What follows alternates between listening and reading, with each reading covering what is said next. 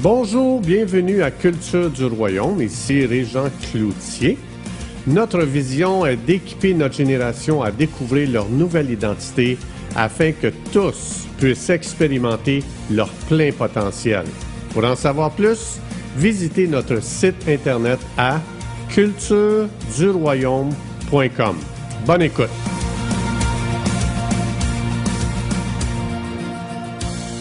Ça va bien tout le monde? Tout le monde, vous êtes en forme? Oui? On va se lever, s'il vous plaît. Merci, Robert, pour ton super bon témoignage. Cool. C'est le fun, hein? Est-ce qu'on peut donner la gloire à Dieu pour qu'est-ce qu'il fait? C'est merveilleux. La main d'applaudissement, c'est à Jésus. De gloire en gloire. De gloire en gloire. Est-ce que vous le croyez? Ce n'est qu'un début. Dieu va faire de plus en plus des choses de plus en plus merveilleuses. C'est pas vrai que le meilleur était dans le passé, le meilleur était à venir. Donc, c'est tellement simple. J'ai tellement aimé le témoignage de Robert. C'est tellement simple.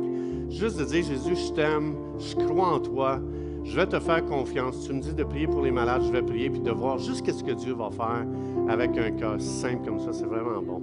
Merci pour le beau témoignage. Père, dans le nom de Jésus, on vient te remercier, Seigneur, de ce que tu montres à cette génération, que tu es un Dieu tout-puissant, que tu es un Dieu vivant, que tu es un Dieu qui n'a pas de limite. Tout est possible à celui qui croit. Samuel nous l'a si bien chanté. Tout est possible. Tout le monde, je veux entendre, tout est possible. À celui qui croit. Je crois aujourd'hui que Dieu va faire un miracle dans mon cœur. Je crois qu'il va y avoir un dépôt divin dans mon cœur. Que je vais repartir d'ici aujourd'hui, je ne serai plus le même. Dans le nom de Jésus, Amen. Je ne sais pas si vous aviez remarqué, mais je n'ai pas dit vous allez repartir d'ici non plus la même. J'ai dit le même. Parce que je vise les maris ici. OK, vous pouvez vous asseoir.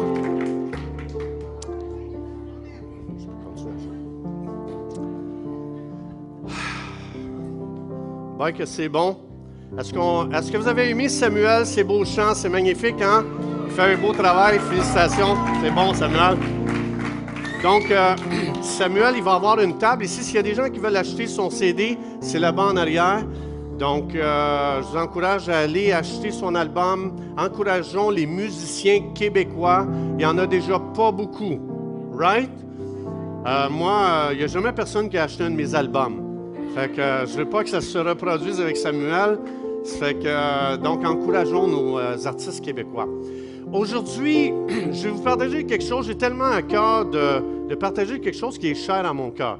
Il y a beaucoup de gens qui trouvent que j'exagère.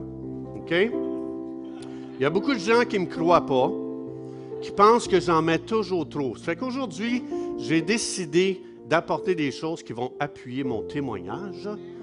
Ça fait qu'aujourd'hui, je veux... Tu sais, comme des fois, quand je décris ma cour chez nous, il y a bien des gens qui ne me croient pas. Alors, j'ai pris des photos, il pleuvait vendredi, j'ai pris des photos à la pluie, juste pour vous prouver. Puis la leçon va avec ces photos-là, donc regardez bien.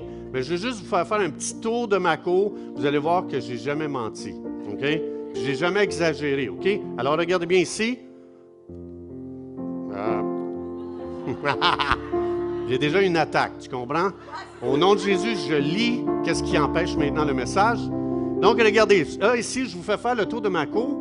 Donc, je vais expliquer aux gens comment j'ai plein de choses dans ma cour. Je vais juste vous donner un petit exemple. Ici, ça, c'est des sureaux. Vous connaissez ça? C'est vraiment très, très bon, très délicieux.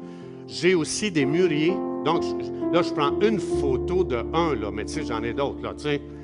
J'ai aussi des framboisiers dans ma cour. Vous êtes toujours dans ma cour. J'ai une vigne.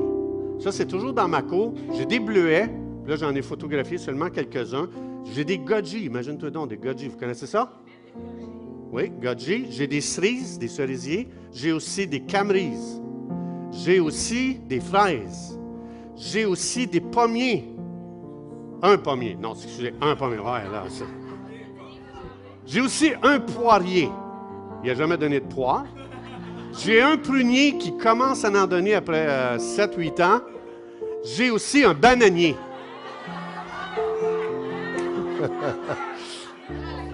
J'exagère pas. OK, c'est correct. Je les achète chez Métro. C'est correct, OK. Mais il y a des gens aussi qui pensent que j'exagère, pas juste pour les arbres fruitiers dans ma cour, mais je vous le dis, là, cet été, là, j'ai fait un jardin, là, j'avais des cocons ça de grands. Hey! Mon gendre, Andrew, il ne me croyait pas. J'ai pris une photo, check ça. Ça, puis hey, ça, c'est pas le plus long, là. Ça, c'est pas le plus long. Fait que j'ai dit à Andrew, hey, tu dois te repentir avec un sac brun puis la cendre, parce que d'avoir douté de ton beau-père, donc ça, c'est vraiment incroyable.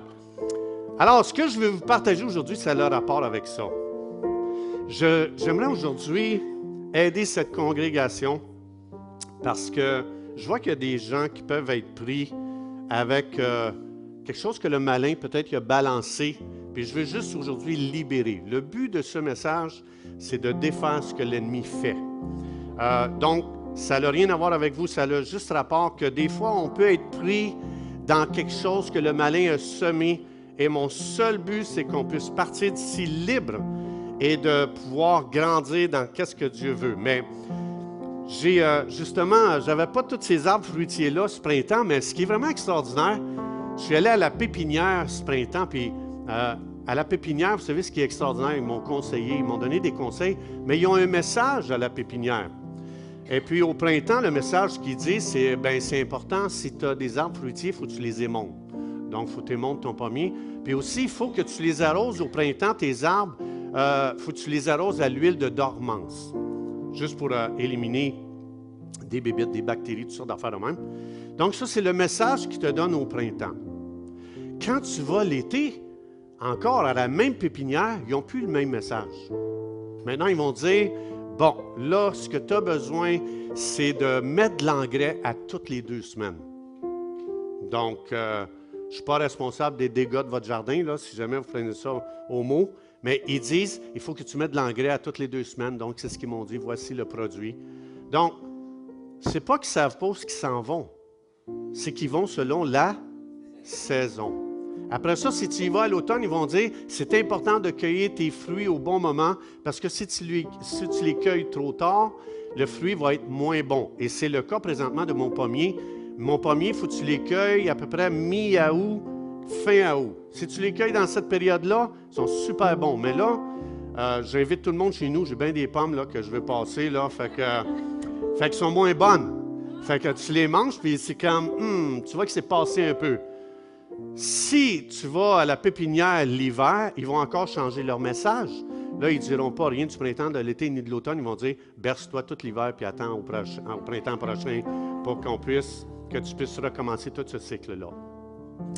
Si, dans la nature dans laquelle Dieu a créé, il y a un message différent pour chaque saison, qu'est-ce que vous pensez que l'Esprit de Dieu, qui connaît chaque saison de l'Église, va donner comme message à l'Église? Est-ce qu'il va donner toujours le même message? Non. Il y a des gens qui sont pris, je le vois, il y a des gens qui sont pris, ils disent, le message a changé dans l'Église. Si vous dites ça, sachez que c'est un honneur. Parce que si tu vas à la pépinière au printemps, puis ils te disent ce message-là, tu y vas l'été, puis tu y vas l'automne, puis tu y vas l'hiver, c'est toujours le même message, c'est des gens qui sont complètement déconnectés.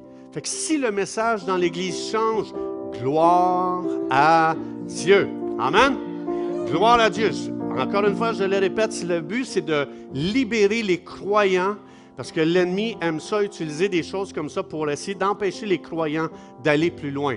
Quand tu penses juste aux 7 églises, merci Nadia pour le piano, c'était super. Est-ce qu'on peut lui donner une bonne main d'applaudissement? Moi, j'aime tellement. Merci. Tu peux continuer si tu veux.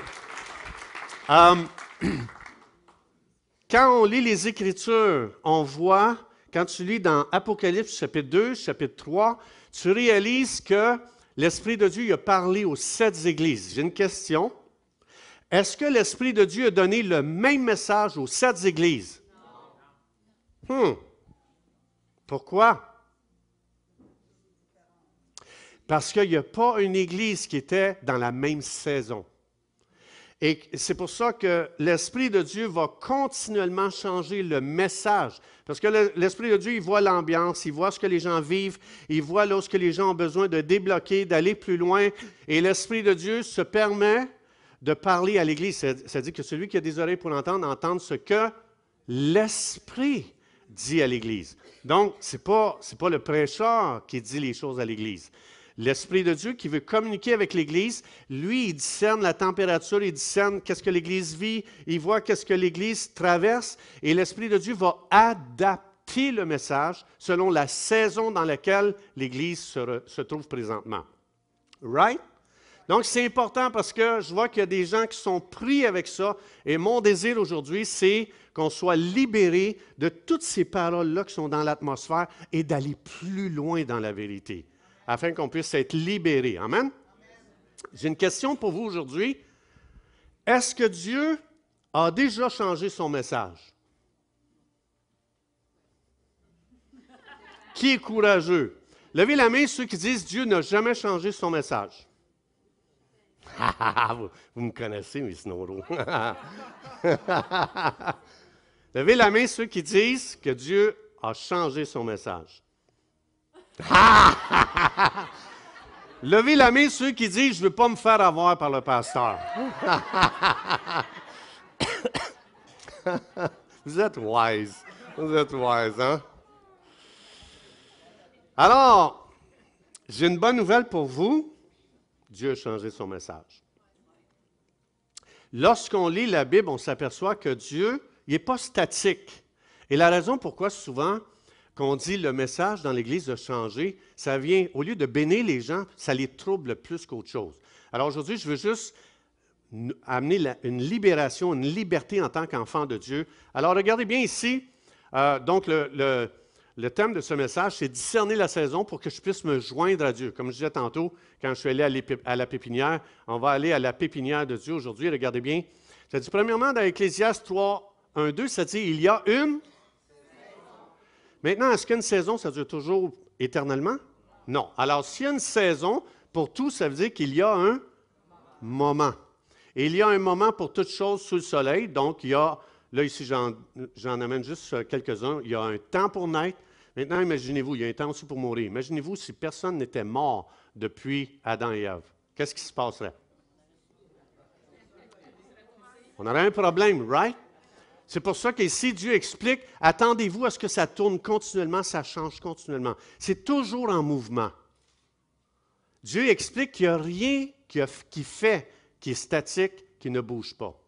Donc, c'est pour ça que dans l'Église, ça va toujours bouger. Ça va toujours bouger continuellement, et tant que c'est en mouvement, la vie est là. Donc, il y a un temps pour planter et il y a un temps pour arracher. Maintenant, regardez bien ici, Dieu a changé son message et c'est important.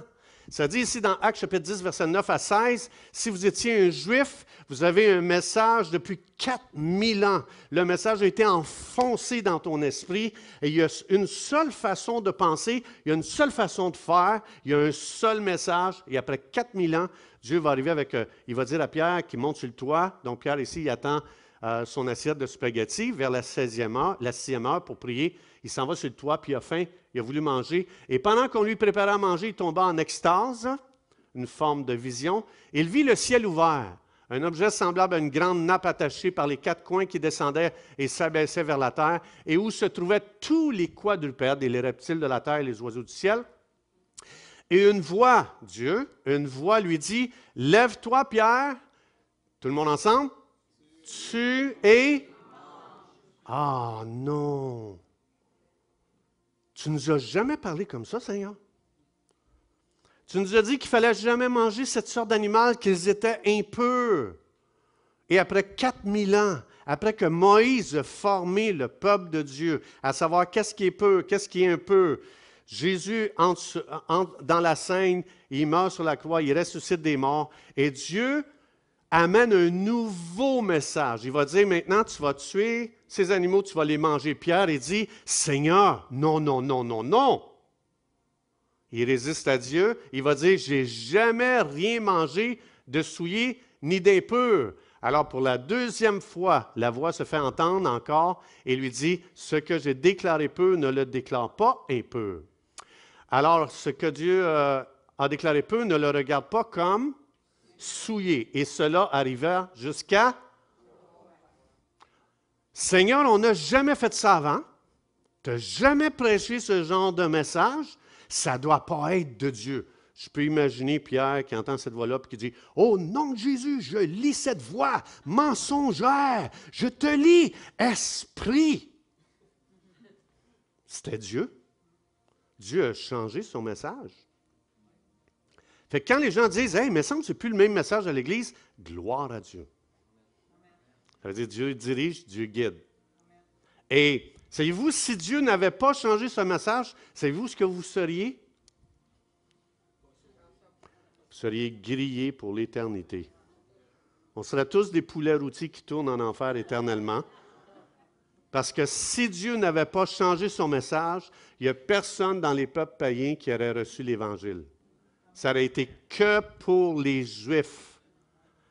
Alors, est-ce que c'est bon que le message change? Absolument. Parce que Dieu dit, la saison est changée. On était sous la loi, maintenant on est sous la grâce. Le message va changer sous la grâce. Maintenant, pas juste Pierre, regardez bien ici. OK. Donc, ce qui est très important de se souvenir, c'est que Dieu explique qu'il est toujours en changement. Et c'est pour ça que si l'Église veut aller plus loin, il faut comprendre que le message va changer, la façon de faire va changer, la façon de penser va changer, la façon de parler va changer, tout va changer parce que si on ne veut pas changer, on est en train d'arrêter de freiner l'œuvre de Dieu. Maintenant, est-ce que l'être humain est à l'aise quand il y a des changements? Alors, qu'est-ce que Dieu nous a donné pour qu'on puisse ne pas être ébranlé, ne pas être troublé? Comment on va faire pour être sécure dans les changements que Dieu va amener, que Dieu amène? Les promesses, c'est bon? Il a été formé par moi. C'est Carl. Hein? Alors, regardez bien, je vais aujourd'hui vous donner une clé pour ne plus jamais être ébranlé à cause des circonstances, à cause que les choses changent. Regardez bien ici, dans Éphésiens chapitre 1, juste le premier chapitre, tout le monde, on y va. En lui, il y a plein de bénédictions. Là, ici, je résume, OK? En lui, tu as été. En lui, tu as quoi? En lui, je suis devenu héritier. En lui, j'ai été 160 fois dans le Nouveau Testament, ça dit qu'on a été mis en lui. Savez-vous pourquoi? Parce que si tu ne vis pas en lui, tu vis dans les circonstances, tu vas être la personne la plus ébranlée dans le christianisme. Dieu ne m'a pas mis dans les circonstances, il m'a mis en lui. La paix de Dieu n'est pas circonstancielle, elle est relationnelle. Et c'est pour ça que quand je commence à vivre en lui, que le message change, que la façon de penser change, que la façon de faire change, je ne serai jamais ébranlé parce que je vis en lui. Parce que je vis en lui. Jésus, il est nommé dans Ésaïe. Jésus est nommé dans Ésaïe, il est appelé le prince de la paix. Si je suis en lui, comment est-ce que je pourrais être troublé? On est troublé parce qu'on est en dehors de ce que Dieu, le lieu où ce que Dieu nous a mis. Et c'est la raison pourquoi, à un moment donné, si le message change, on dit, si on fait différemment, parce qu'on vit dans les circonstances et Dieu ne nous a pas placés. Il n'y a pas de paix dans les circonstances. Parce qu'il y a des études qui ont été faites, chaque fois qu'un changement arrive, les gens entrent en crise. Et si je ne vais pas aller de crise en crise, en crise, en crise, alors je dois comprendre que je n'ai pas été mis par Dieu dans les circonstances, j'ai été mis en Jésus, le prince de la paix. Et c'est pour ça que la paix, comme j'ai dit tantôt, la paix est relationnelle. Mais si ma relation avec Dieu fait défaut, j'exige que ce soit toujours la même saison pour ma vie. J'exige que l'Église vive éternellement la même saison.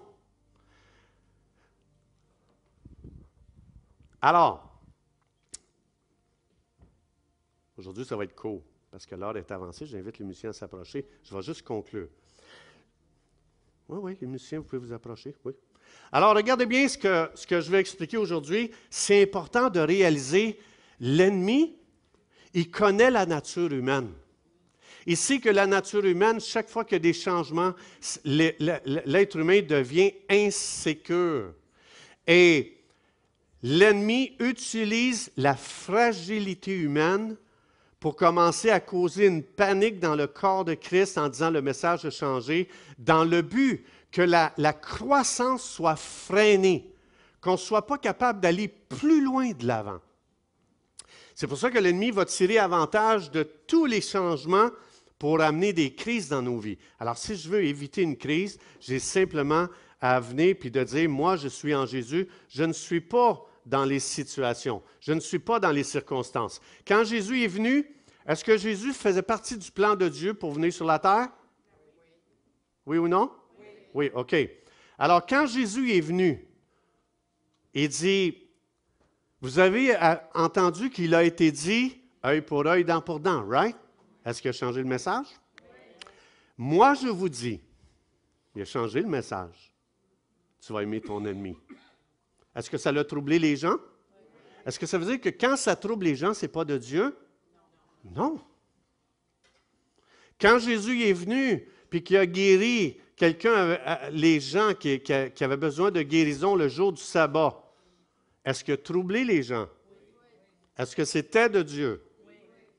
Quand Jésus est venu sur terre, est-ce que ça l'a troublé les gens? Est-ce que c'était de Dieu? Alors, ça veut dire, partout, chaque parole que Jésus a donnée a troublé les gens. Chaque action que Jésus a faite a troublé les gens. Peu importe ce que Dieu fait, ça l'a troublé l'humanité.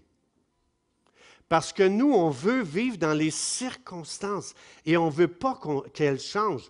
Mais ce qu'on est en train de dire, ça veut dire, chaque fois que Dieu parle, chaque fois que Dieu agit, l'être humain est troublé, l'humanité est troublée. Pourtant, c'est de Dieu. Mais c'est qu'on ne veut pas le changement. Mais en ne voulant pas le changement, chaque fois que Dieu a manifesté sa puissance, tout a changé. Absolument tout a changé. Quand un malade venait, puis Jésus prenait autorité sur la maladie, bang, la chose changeait, mais tu voyais une réaction souvent négative, des fois positive. Mais tu vois que ne pas aimer le changement, c'est ne pas aimer la puissance de Dieu, parce que chaque fois que la puissance de Dieu touche à quelque chose, il y a un changement qui se produit. Tu passes d'un malade à guéri, il y a un changement. Dieu, c'est un Dieu de changement. Et c'est pour ça que si on veut embrasser le mouvement de Dieu, il faut être prêt à ce que ça change, ça change, ça change, ça change encore et encore. Sinon, on va lutter contre le travail de Dieu. Donc, c'est pour ça que c'est tellement important, juste à la maison. Qui ici a donné le même message à ses enfants de la naissance jusqu'à ce qu'ils quittent la maison? Il faut que tu mettes tes pieds dans le bon soulier. Combien de fois on l'a dit? Hein? Mais si tu continues avec ce message-là, puis l'autre est rendu à 18 ans, il faut que tu ailles voir un médecin. OK? Tu l'as changé. On a changé continuellement le message pour nos enfants. Enlève tes doigts dans le nez. Pas vrai? Mais on dirait que celui-là dure. À vie. On dirait que celui-là, on l'a à vie, je ne sais pas. Il y en a comme ça qui nous collent après nous autres à vie. OK? Fait que quand ta femme, tu t'es marié, puis ta femme t'a dit ça la première fois, tu dis, coudonc, tu ne fais pas ma mère, elle me l'a dit toute ma vie. Mais c'est fou comment, souvent, qu'est-ce qu'on exige à l'Église quand on ne veut pas que ça change? Puis tu dis, OK, si je prends ce que je demande à l'Église, puis je l'amène chez nous, tu fais comme, ah, si j'appliquais ça chez nous, je viens de détruire ma famille. Des fois, j'ai l'impression, quand on ne veut pas changer, c'est pareil comme si tu me disais, tu ne changes plus de sous-vêtements le restant de tes jours. Est-ce que vous aimez le changement? C'est tellement important. Alors, je veux juste encourager cette congrégation. La prochaine fois, vous entendez dire quelqu'un qui dit « Ah, tu sais quoi, moi, je suis devenu inconfortable parce que le message a changé. » Applaudissez. Dites « Enfin, on grandit. Enfin, on développe. Enfin, on avance. » C'était quand j'étais jeune, ça, qu'il fallait me dire qu'il ne fallait pas mettre les deux pieds dans la même bottine. Mais aujourd'hui, tu n'as plus besoin de me le dire. Je suis à un autre endroit. J'ai besoin d'un autre message. J'ai grandi. Si tu me dis toute ma vie de mettre les souliers dans le bon pied, c'est que je n'ai pas grandi, je n'ai pas avancé, je n'ai pas fait de progrès. Donc, message changé, ça veut dire j'ai grandi, ça veut dire j'ai fait du progrès. Et je vous encourage, si on veut rentrer dans ce que Dieu a pour nous, c'est tellement important de dire, Dieu, j'ouvre mon esprit. Je veux juste terminer avec ce verset-là ici. Regardez bien, la raison pourquoi l'ennemi veut qu'on soit troublé par un changement de message, de façon de penser, de façon de parler, la raison, c'est très, très simple. Imaginez-vous, là, vous êtes le printemps. Moi, là, j'aime le printemps. Dans ma cour, là, c'est un paradis terrestre. Vous avez vu tous les arbres fruitiers que j'ai chez nous? Mais ça, c'est en fleurs au printemps, right? Tu as les odeurs. Tu respires ça, tu es comme, wow, ça sent bon. Ma cour, ça sent super bon. OK? Maintenant, voici comment le malin travaille dans l'Église. C'est comme si, quand le printemps, les fleurs tombent, je suis comme, oh non, je suis donc déçu, moi. Pourquoi l'ennemi veut que je sois déçu? Parce que je ne serai pas capable d'apprécier le prochain mouvement de Dieu. Parce que Dieu dit, OK, il faut que les fleurs tombent pour arriver aux fruits. Et chaque fois qu'on n'est pas capable d'embrasser, comme ça dit ici, voici la volonté de Dieu te concernant, sois toujours en train de dire merci. Pourquoi? Comment ça se fait que la Bible me dit de toujours être en train de dire merci, merci Seigneur pour ça, merci ça a changé, merci Seigneur, le message a changé, merci Seigneur, on pense plus pareil, merci Seigneur, on fait plus pareil, merci Seigneur. Pourquoi Dieu me demande de toujours dire merci en tout le temps, tout le temps, tout le temps? Deux raisons. Il travaille toujours. Qui ici dit aujourd'hui que Dieu travaille plus le printemps que l'été? Qui dit que Dieu travaille plus l'été que l'automne? Qui dit ici que Dieu travaille plus l'automne que l'hiver? Donc, ici, pourquoi il dit de toujours être en train de dire merci? C'est pour ouvrir notre esprit à ce que Dieu est en train de faire maintenant pour ne pas se faire voler ce que Dieu est en train de faire. Ça, c'est la première des choses. Hein? Je veux dire, fais juste penser, moi, je ne peux pas te dire aujourd'hui, merci, tu ne m'as pas donné un cadeau, c'était ma fête la semaine passée. Là. Je veux dire, ah, c'est vrai, vous m'avez fait un cadeau, c'est bien trop vrai. Oh boy, c'est l'âge. C'est comme ça. Là, je suis mal, là. Faites de quoi? Aidez-moi. Mais pensez à ça, regardez bien. Normalement, on dit merci quand? Quand on a un cadeau. Pourquoi Dieu me demande de toujours merci, de dire merci? Il est toujours en train de donner. Il est toujours en train de donner. Il est toujours en train de donner. Mais le malin, il dit, hey, c'était bien plus le fun comme c'était avant. En faisant ça, mon esprit est fermé à ce que Dieu est en train de faire. Et je ne réalise pas que Dieu est toujours à l'œuvre, printemps, été, automne, hiver. Puis quand je dis merci, merci, merci, merci Seigneur, merci ça change, merci c'est nouveau, merci pour plus loin, merci pour différent, merci Seigneur, ce que ça fait, je suis en train d'apprécier chaque moment de Dieu. Parce que je reconnais que Dieu est toujours à l'œuvre, que Dieu est toujours là, il est toujours en train d'agir, il est toujours en train de travailler. Ça, c'est la première raison pourquoi dire toujours merci. Et la deuxième raison, c'est que ça vient détruire l'esprit de négativité qui est naturel en nous autres. Fait que quand je dis « Hey, merci, merci, merci Seigneur, merci Jésus, merci Dieu, Alléluia, gloire à Dieu », vous n'avez pas idée comment l'ennemi est sous vos pieds. Vous le mettez sous vos pieds chaque fois que vous êtes en train de rendre grâce. Vous détruisez l'esprit de négativité et dans votre vie et autour de vous. Et c'est pour ça, la prochaine fois, si jamais quelqu'un vous dit ça, je vous encourage. Merci, c'est une bonne nouvelle que tu viens de me dire là. Alléluia! Hey, tu viens de me dire que, tu sais quoi? C'est santé. Amen? On va se lever ensemble debout. Est-ce que ça va vous aider?